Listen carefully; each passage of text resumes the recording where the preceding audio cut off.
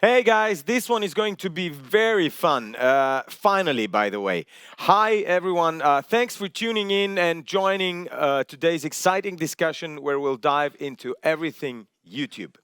For those of you who are new to the Vibrate's webinar series, welcome on board. If you're an artist manager, music marketing agency, or label, this one is absolutely for you. With us today, Gilbert, who's created and executed unique marketing plans for some of the rock's biggest heavyweights. He's been on the cutting edge of digital sales and marketing with Universal Music and Warner Music Group.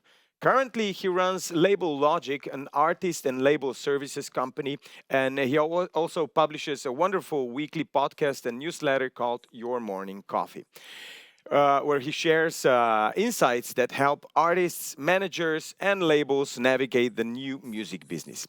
Also with us today, Steve Lewis, a director of user-generated content and video at Symphonic Distribution, specializing in monetization, optimization, and content ID aspects of YouTube.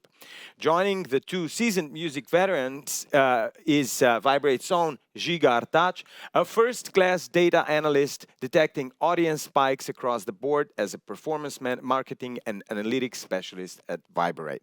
Before we jump in and start the discussion, I want you to know that there will be a Q&A session at the end of the webinar. So make sure to share your questions with us in a Q&A box. We will answer those at the end. For any quick info during the webinar, turn to Vibrate's panelists in the chat window. So, Ziga, we are finally talking YouTube in our Vibrate webinar series. So Vibrate just added an extensive section of YouTube analytics. Would you be so kind and explain the motivation behind that and why YouTube is so important for the industry? Yeah, of course. As you may know, Vibrate is already providing us with deep insights into Spotify, Beatport, radio airplay, social channels, and so much more. Right. And by talking to the users and doing the market research, what we found out was that the next logical step was about YouTube. And that is also aligned with our company mission, which is bringing all music data in one place, so making it easy for artists and music professionals to actually get a wholesome overview of someone's career. Mm-hmm. So, a lot of times when there is conversation about, let's say, streaming or something like that, in the few past years, the main keyword was Spotify. Of course. But we must not forget that it's a fact that YouTube is still the #1 music streaming platform, even though it's mainly known for its video content. So to keep in mind also is the fact that music industry is no exception. Even there, the competition for audience attention is getting fiercer by the minute. Right. And with that said, in order to get ahead, you have to go to the data. You have to implement a data-driven approach, and this is also true for YouTube analytics. Of course. Well, Jay, you're also working with developing artists. How does YouTube fit in the marketing strategy of or for a developing artist? That's a great question. It's really important for developing artists. It's crucial. Because we always tell clients, you go to where the party is, right? And the party, as you mentioned, is at YouTube for video viewing, for actual music listening. So I think it's important for developing artists to not only have a presence on YouTube, but to optimize for it and to build it into everything that they do. I think a common mistake with YouTube is to create video content and just drop it on YouTube and forget it and move on and work on other things.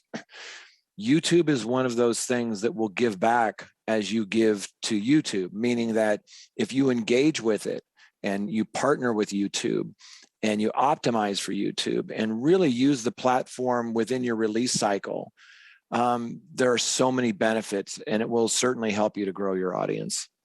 But okay, the importance of having a well thought of channel structure, that's obvious, and publishing different content on it as well. What are those, kind of obvious, but nonetheless extremely important things to cover when building your channel, Jay? Well, I think, like I mentioned, it should be part of your release cycle. There's so many different types of videos, right? We start off with something, we call the pseudo video. Some people call it an art track or a static video. And it's basically just the audio of the song with an image. So you have that image, you have that audio bed. And that's important. And most distributors generate those automatically now because people make playlists out of them and they listen to them. It is a beast. YouTube has so many users that go in there to listen and discover new music. So that's one video, but there are dozens of different types of videos. So for example, for a new developing artist, we'll tell them during your release cycle, let's put together a release cadence of not only your focus tracks, but then accompanying videos. There may be a lyric video. There may be, that pseudo video that we talked about. Could be an unplugged or a behind the scenes, or maybe even that concept video. But there's so many different types of videos, and some of them are either free or low cost. And so you need to bake that into your release cycle and be very deliberate about it. Basically, what you're saying is, you mentioned that before, YouTube shouldn't be just a place to dump your content, right? Right. Okay, Steve, you often remind artists they should strive to perfect their upload strategy. Now, can you explain what makes a great video upload and where the most mistakes are made? Is there also a timing component to keep in mind? Hi, yeah. A lot of people don't think about thumbnails, but thumbnails are very important. That's a very relevant and fetching image, sometimes with the title included, because there are many environments in YouTube where your video might be served to a user and there's not going to be enough room for the title part of the metadata to be shown. So having a good thumbnail increases your search results, it increases your relevance to the user, and that's just one part of it. Keywords and descriptions are hugely important for discovery. You want to have relevant keywords included not only in your tags section, but also in the description, which has, I believe, a 500 character limit.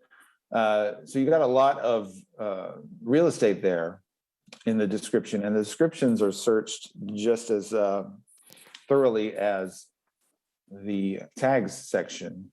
So it's very important to think a lot about your description. You might want to put related artists, work that into your text, people you want to be associated with, acts that your act resembles or that you aspire to be like. And it's a lot like blog writing construction, where you're going to stitch keywords into the body of the text. That's very important. The timing of things is more important to have a regular schedule. Let's say you're lucky enough to have subscribers, right? And who are actual fans. Then you want to reward them with some regular interaction. And that would be to say, we're going to upload new music or new videos every Tuesday or every 2 weeks or something like that. You want to get people into a rhythm.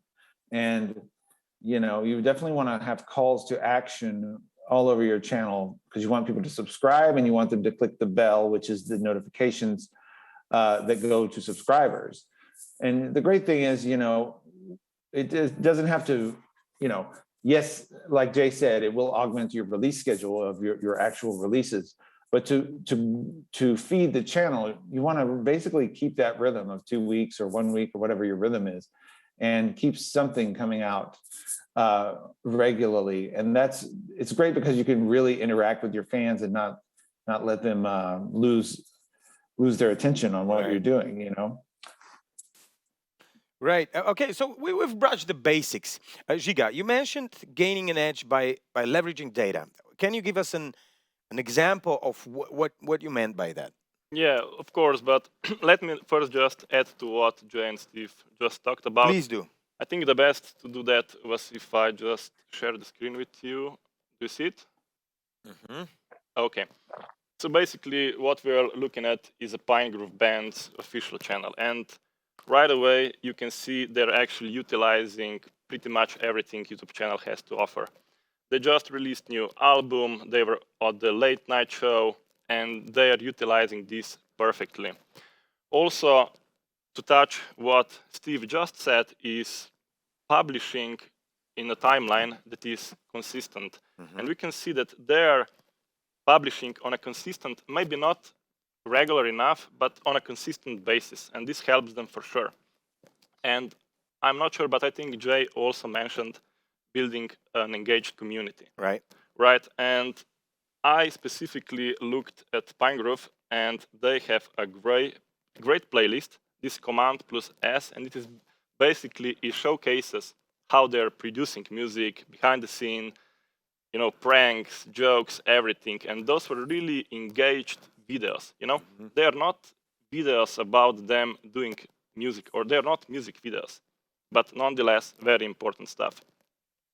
And now to go to your question. Right, the monetizing. Also, no, the leveraging the of the leveraging data, right? data in order to monetize later. Yeah. So back to the screen sharing. First, we have to know, is your strategy producing results? Right. Is something working for you or not? And going to Viberate Analytics and specifically going to YouTube tab that you can see here above, we can see straight away that Pinegrove actually is doing really good on YouTube. This can be seen like in overall career health, right? Or we can even dig deeper in the specifics on overall, country, genre, and subgenre. Important to know is they're growing in their ranks, and this means that strategy is working for them. But to give you one more example about leveraging data, we can basically use Pinegrove's example again and just slide down to this part where we are providing data about geographical data, demographic data. And why is this important? Like when you're planning a promotion strategy, when you're planning a touring, even when you're trying to decide what kind of artwork to use, what kind of tone of voice to use when communicating with your fans, you have to know who your audience is again, And by knowing where your audience is coming from and what is the distribution of gender and age, this is really important because this will set the tone, and there is where the difference is really made, Well, Jay, you often speak about setting goals and of course checking on your performance, which is both, important. You also talk about setting goals for different audiences. What would be a practical example of goals you set for YouTube, for example? Yeah, well, the first thing we need to do is we need to find out who your tribe is. Who is your audience? And that's key. And that's why you look at this, as Ziga points out, you can see what is the gender, what is the age, geographically, where are they? It's really smart to get to know what your current audience is. Then once you know that, you try to set goals of, what do you want your audience to be? Who do you want to reach? And we always say that there are really three audiences that you really need to look at, and they don't always align, right? One is commerce, sales, streams, downloads, merch, commerce. Who is buying your products? That's a key tribe. That's a key group. Then the next group is, well, what are the butts in the seats? Who's going to see you live? And depending on the venues that you play, that may not align with your commerce. Sometimes it does. And then the third one is you look at things like socials and YouTube, Facebook, Twitter, Instagram, TikTok, YouTube, and try to get a sense of where that audience is. Now, once you've kind of got this and you're looking at who your audience is and you think, well, who would I like to have as my audience? Like what bands would I like to open up for or collaborate with? And then you can kind of look through Viberate at what their markets are and what their demographics are and where they live and breathe. And you can kind of set goals that are reasonable as far as growth. And how do you do that? Well, you look back and see, well, how am I trending now? Inside and outside of a release cycle. Am I growing, 5-10% every quarter? Okay, well, that may be a reasonable baseline for setting goals, but you may be a little bit more aggressive. Maybe you have some other drivers that are coming up, some new music, new videos, tour, maybe some new merch, experiences. Then maybe you set that a little bit higher. But there's two things I think in play here that you have to look at. One, are those goals and are they realistic, right? And you can have other goals, like we want to be on this certain publication, we want to be on a certain festival, those types of things. The other thing that I think is really important to do when you're working with Viberate on YouTube, look at what you're posting and see how it performs. Is something overperforming? Why? Look into it, find out why. If something's underperforming, maybe you had too long of an intro. People don't have a lot of attention span today. So use that data in everything that you do. And the last thing I'll say on it is, you may not have time to work, an hour a day looking at your data. Some people do. If you don't, at least pick one day a week. Maybe that's Monday morning when you get your coffee and you get to your desk, and spend 45 minutes to an hour and keep a journal. And when you look through Viberate, make notes. Okay, this is what's trending. This is where we're at. This is where we're making progress. This is where maybe we're underperforming. Look at your videos and see how they're performing. Well, great advice, Jay. So YouTube isn't only about exposure and reaching new listeners. You can also monetize and make money from Content ID, becoming a YouTube partner, and so on. Steve, what are some of the best practices, and what are those most common mistakes to avoid? Hi, yes. There are a lot of ways to make great revenue on YouTube. And the revenue is growing year over year, and we're seeing it rivaling Spotify now and Apple Music. And so to break it down, Content ID would be the most lucrative at the moment. This is something you would get through your distributor. And what it does is it enables all of your delivered tracks to get delivered to Content ID, which is YouTube's rights management system. And when it's delivered, it delivers metadata and audio. Now, the audio creates a reference file, which is a fingerprint file. And then the system of Content ID scans all of YouTube, not just your channel or anything. It scans the entire body of work on YouTube to find iterations of your tracks. And it's a stupendous amount of video that's being added to YouTube. It's something like 800 hours every minute is added to YouTube. So the odds are that your content, your copyrighted intellectual property, is out there somewhere. And if you're not using Content ID, those uses will go unmonetized. However, most distributors offer Content ID, and I would encourage you to opt in for it if you're not already opted in. This will also monetize your channel content if you're not in some other partnership management, which brings me to the other half of YouTube monetization, which is YouTube Music, or the subscription revenue. So Content ID operates under the ad-supported model. Now, your distributors can also send all of your tracks to YouTube Music, and this is what we call art tracks. Now, this is where we deliver metadata, artwork, and audio. Now, these get delivered to topic channels based on artists. It's not completely error-proof. Sometimes things erroneously get sent to various artist channels and things like that. But those are the kind of things that can get fixed by your distributor. And also there's a feature in the last few years, official artist channels. That Pine Grove channel has one. And this is where you see the music note next to the channel name.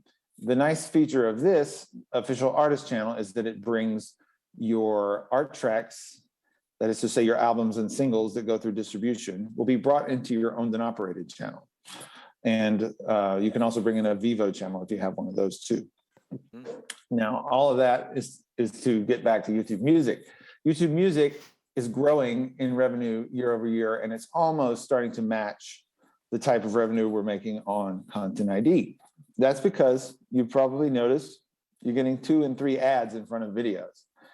This brings the revenue of YouTube up, and all that we can guess is that the users don't really I mean, obviously ads are annoying, but the users don't really let it stop them because, you know, the usership of YouTube continues to grow and grow. It's well over 2 billion monthly active users. So the subscription revenue is growing because all these ads are making people sick. And so they're subscribing. You know, that's the strategy and it seems to be working. But the good news for copyright owners and rights holders is that subscription revenues are growing and growing. So between the combination of Content ID and YouTube Music, the revenues are going through the roof. So if you're not actively investing in your presence in YouTube with your distributed catalog and with a YouTube channel of your own, you really should be. So those are the two main distribution-oriented factors. Now, channel partnership is something you can do if you have, this is called the YouTube Partner Program, which if you want to monetize your own channel, you have to qualify with at least 1,000 subscribers and at least 4,000 watch time hours in the last 12 months. Now, this is, you know, it sounds like a lot, but it's surprisingly achievable.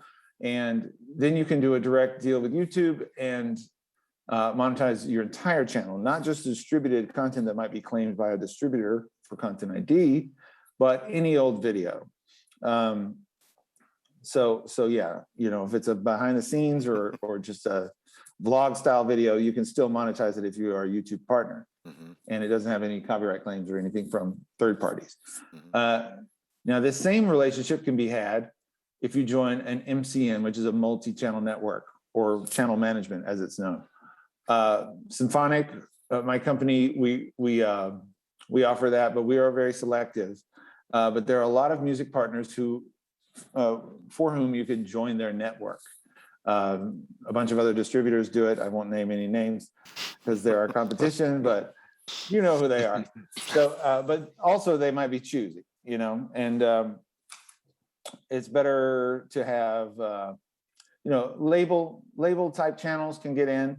YouTube's thrust is mainly on artist channels, and that sort of is vertically integrated with the official artist channel status. You know, they're really all about artists, and that's how the experience of YouTube Music is playing out. It's very artist centric, and unfortunately, it would be nice if they would feature labels a little more for those who want to group things together by label. But everything's artist centric as it is, you know, on Spotify and other streamers. But you know, YouTube Music is a streamer, so don't shortchange YouTube Music. It's a streaming platform, and you should conceptualize it just like you would think of Apple Music or Spotify or Deezer, any other number of purely audio streamers, and you'll get that experience in the YouTube Music app. Right. So all of these are ways that you can make a lot of money if you have traction, and you know, it goes alongside with whatever your proactive, creative output is on your own channel. If you're in the artist business, YouTube's a place to be. Okay, see, I mean, Ziga, we've covered a lot of ways of monetizing on Obviously, YouTube. yes. Yeah, but is there any other revenue generating alternative we can tap into, perhaps by leveraging data? I mean, there are plenty, you know, from selling merch in your description to many more, but let me talk about my area of expertise, and it's basically paid marketing. In paid marketing, basically, a well-known fact is that on the wrong targeting, you can be losing up to 70% of your ad spend. In simple terms, that means if you're spending $200 per month to promote your content, you are losing up to $150 on that. So in that area, understanding, again, going back to Pine Grove example, knowing who to target is extremely important. And YouTube is actually one of my favorite tools when it comes to paid advertisement because of that. It gives you the ability to target by age, gender, location, interests, topics, and so much more. And this is a great thing because now you are targeting the right audience. And maybe, like Jay said before, you have different type of goals, different type of audiences you want to target to. And for example, he mentioned looking at other artists, you know, and this is extremely important. At Viberate, we are offering basically every artist in the world. And with YouTube Analytics, you can go and check for any one of them how they're doing, what is their audience like. Because obviously, if you're starting out, you don't have an audience built already. And you cannot grow from that. But you can go and find common artists to you, and then maybe use their data in your own promotion. So basically, this is when it comes to using this kind of data. Another one, really important, and basically, I think underutilized, is the option that YouTube offers that you can actually advertise on a specific videos and specific channels. So for example, if a festival has a channel and the festival is coming in a month or two, maybe as an artist who is going to be there, you can promote your music on their own channel, before videos of that channels are being played. But that is just the examples. Let me just jump back to the analytics and show you one more example why understanding the data and having the full capacity and really reliable data is so important. We're back with Pinegrove, right? We are back at Pinegrove, yes, but now we're going to go to another example of Zenida. Because what you see here is that her career health is not that great. And if we go down and check her official channel, one would assume that she is actually not doing great. At monthly views, she is trending downwards. She is not growing in the total subscribers. And one would get the idea, I mean, she's not doing too great, right? Right. But that would be a huge mistake because, there are different reasons why, but a lot of times artists will actually upload video to any other channel. Maybe because of the collaboration, because of trying to promote through different channels. I mean, reasons can be plenty, but the fact is it is happening. And only by looking at official channel data, you're getting warped picture about the real YouTube strength. And this is exactly where Viberate YouTube Analytics is outperforming pretty much any other tool, because what you get with that, you get the full analytics of your video content online. One example, if you go to Zenida, you can see that up to that moment, we were tracking her official channel, and that's all right. But here is a spike that we can see in January. Right. And what happened there? We started monitoring unofficial YouTube channels. So, to give you an example, here are her, let's say, top 5 channels by artist views. And you can see that her official channel is only 5th at the list, and not 5th by a small margin, because if you compare it with the leading channel, it is outperforming her official one by more than 100 times. And this is, this is the importance. Data is only useful as long as it is reliable, Right. So it's extremely important that you have reliable data, and we strive to do that exactly here with Viberate, And for example, Passivity Digital is the one channel that she performed the best at. Maybe you want to know how videos are doing at this channel. So simply go to this section of YouTube Analytics, and you will easily see how their videos are performing, like in total views, in 12 months, 1 month, 7 days, and even you can sort them by the upload date, And those are just some of the examples that are really useful. And even though,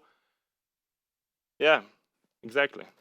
Zenida will be happy to hear that she is not doing bad at all. Jay, the key ingredient to monetizing anything is of course, you always say that is a willing and responding fan base. I mean, how would you encourage engagement on an artist's YouTube channel? Well, I think there's a couple of things. One is something that Steve touched on earlier, which I think it needs to be underlined, and that is that it's crucial to have a regular posting schedule or release cadence, so that you're not just dropping a video onto YouTube and then forgetting about it, that you're very deliberate, whether it's every week, whether it's every month, whatever that day is that your fan base knows that you're going to be dropping music there. So I think that's super important. I think that as you do that, you begin to feed into the strength of YouTube, and your videos are fed to more people. I read some stat the other day, and Steve probably knows the correct stat, but it was something like 80% of videos that are being viewed in music are really served up from the right rail. And it's when somebody watches a video and then something else is kind of served to them. So I think it's really important for artists to be active on YouTube, have that regular cadence, and something that we haven't talked about much, and that is the strength of the description. I know Ziga mentioned this briefly, but Steve mentioned how powerful that thumbnail is, and it is. And if you go and look at videos of your favorite artists, some of them do a great job at it, and then others you might see the back of somebody's head for that thumbnail, and that's such an easy fix. And we're all visual beings, so we want to click on things that look appealing. But there's so much we can do in that description as well, which is, maybe the lyrics, the sidemen, the people that are working on it, just all those details, smart URLs, those kinds of things. But to kind of get back to your question, I think that there are certain artists that I work with that are doing a really great job of using their YouTube channel to grow their audience. And whether that is, from those regular posts, but doing collaborations with other artists, and kind of cross-pollinating. We call it base swapping. That can be really important to grow your base, doing meaningful covers. We talked once about this artist called The Accidentals, and they did a series of videos where they're covering strong women that they admire. And so they did this, it's called Play Your Paragon on YouTube, and on a regular cadence, they released these really great high quality cover videos.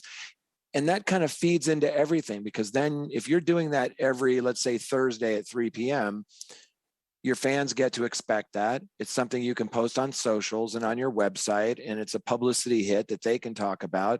And then there's some ancillary benefits, like some of those artists came back to them and said, we love the version you did.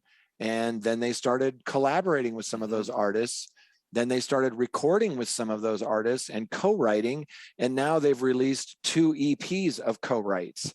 So some of these things can kind of take on a life of their own. But the last thing I'll say really quickly on it is, I think the call to action, when you're speaking to your fans or potential fans on your socials and through email and however you communicate with them, I think that call to action should be subscribe to my YouTube channel. I love that I'm notified when my favorite artists are releasing new music or going live on a live stream. It's just this wonderful platform that if you use it and optimize for it, it'll certainly help you grow your base. Yeah, I think just to add to that, maybe you can comment a little more, but I think especially now in this era of COVID, those live streams and fundraisers actually became quite popular in the music industry. Is that right, Jay? Yeah, and it doesn't even have to be music, as you mentioned before. Sometimes it can be lifestyle. For example, what the Accidentals did during the lockdown is they had what was called their daily breather, right? And they would go live, they would light a candle, talk about something they were thankful for, and maybe play a song. And it just became this really nice thing. I saw this really great video series that they were doing. It was called The Last 30 Seconds. And as you guys know, when you go to see a concert and those lights go down and the heart starts pumping and the crowd starts cheering and that anticipation builds. So what this video crew did is they walked artists out from the dressing room to the stage, and the video ended as they started the show. So it just really captured that last 30 seconds. You can do a cooking tutorial. We've seen some of our music artists who have gotten involved in, lifestyle things.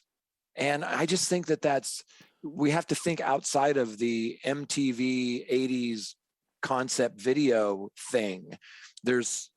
You're limited to your own imagination when it comes to YouTube. And I would defer to Steve. I imagine he's seen a lot more of creative uses of YouTube than I have.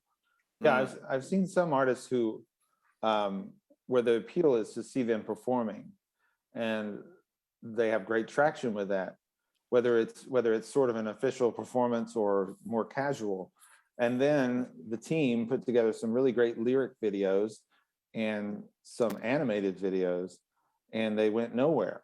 And that's because the fan base was wanting to see the performer, and that's not the case with everybody. That's not to say a lyric video wouldn't work, but you have to figure out what works for your fan base.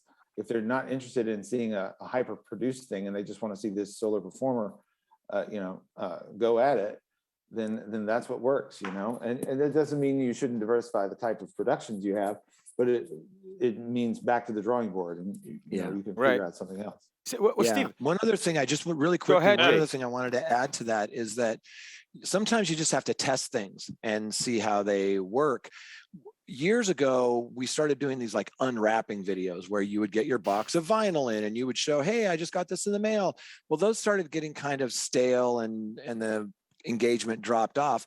So just as an experiment, we did this video with Cecile McLaurin-Salvant, who won a few Grammys for Best Jazz Vocal Album. But she wasn't even in the video. What we did is we had our video editor, John Andoska, videotape hands putting vinyl on a turntable, putting the needle down. There was a glass of wine and a lava lamp and a beautiful dog on the couch. And just that scene, you didn't even see the person. You just heard 30 seconds of the music. We got incredible engagement out of that video because when people are flipping through their feed, they don't want to be sold to. And so they're flipping through and all of a sudden they see a glass of wine or they see that beautiful dog and they're like, oh, what's that? And they pause. So think about what engages you. What makes you stop when you're on YouTube or on your socials and you're flipping through videos? What makes you kind of stop and look?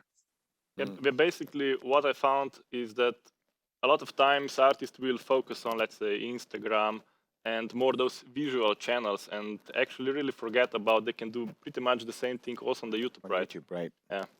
Well, Steve, Google is definitely first when it comes to product and algorithm changes, which means the same goes for YouTube.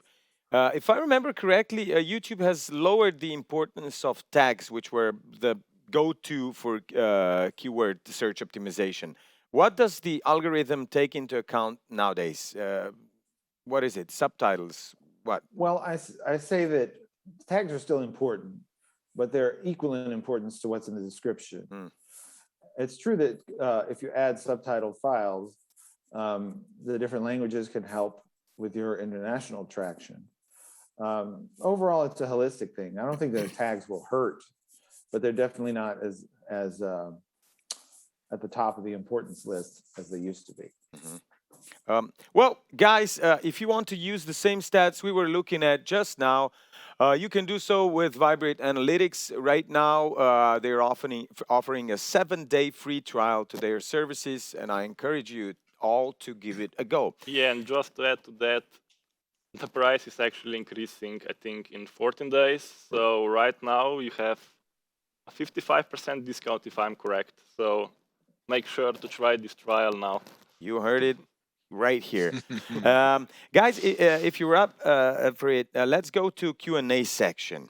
Now, Mark Müller asks, how should a completely unknown artist start promoting himself on YouTube? Should I focus on collabs with bigger artists and paying to release my music on other channels like Ziga showed us before for Senida? Jay, what do you think? Well, I think a couple of things. One is you can do cover tunes, which come up when people search if it fits your brand. I think collaborations are always important.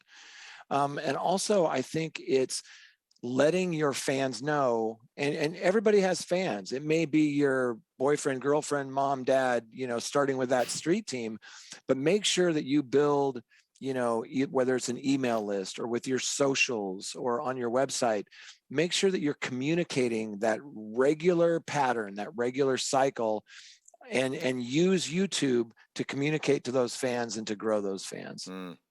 Well, okay, Steve, I think this one's for you. Noah asks, hi, I'm a producer from Berlin just starting to explore YouTube. I saw a few artists are creating YouTube shorts and have tons of views on them. Is this something YouTube is pushing and we should focus on?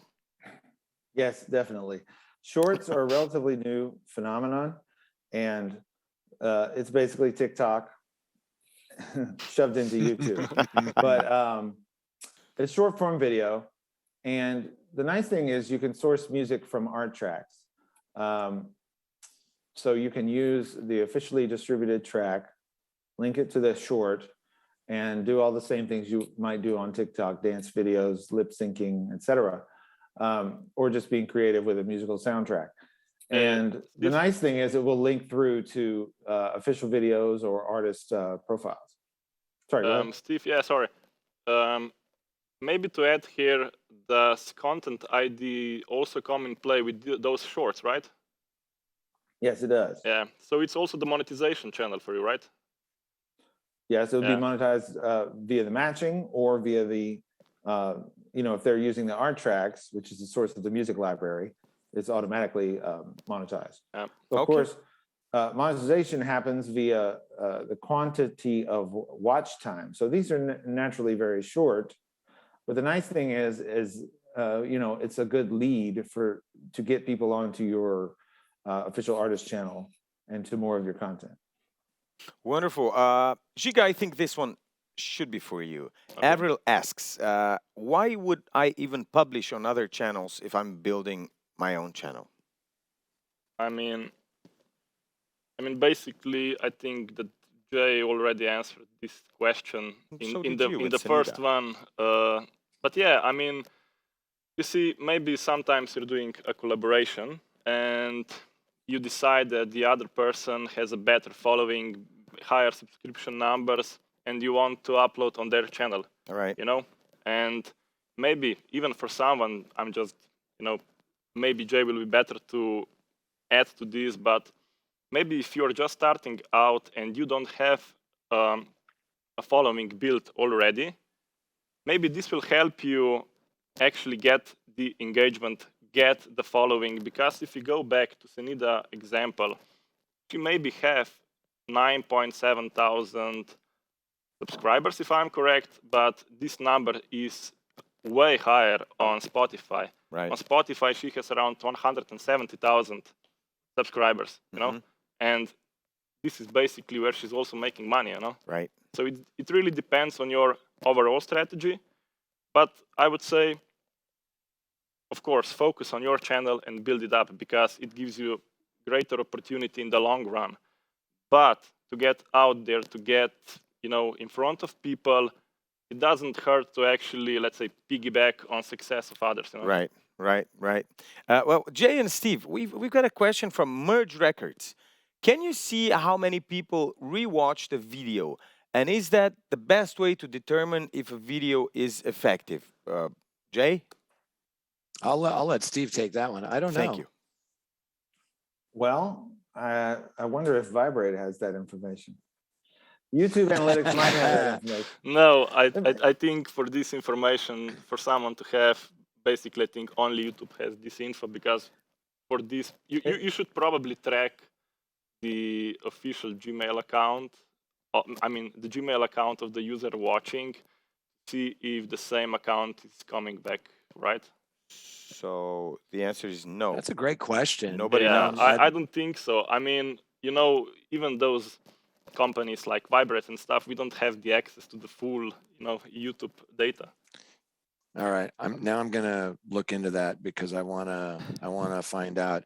Is that from Merge, like Merge Records? Yeah, Yes. apparently, yeah, Merge Records. Love Merge Records. I've worked a little bit with Merge in my WIA ADA days. Hats off to Merge. Yeah, we'll look that up. Okay, and okay. Jay Murphy is asking. I'm running a small label. How should I approach YouTube? Should we build our own channel from scratch or focus on building up our artists' channels? Steve, I would say artist channels, and the reason is because YouTube is getting away from the feature sets being available to label channels. There are some OACs who snuck in official artist channels as labels, especially if your label name is not so and so records. If you're just called a single word, you can get in. They don't look that close to know whether you're an artist or a label.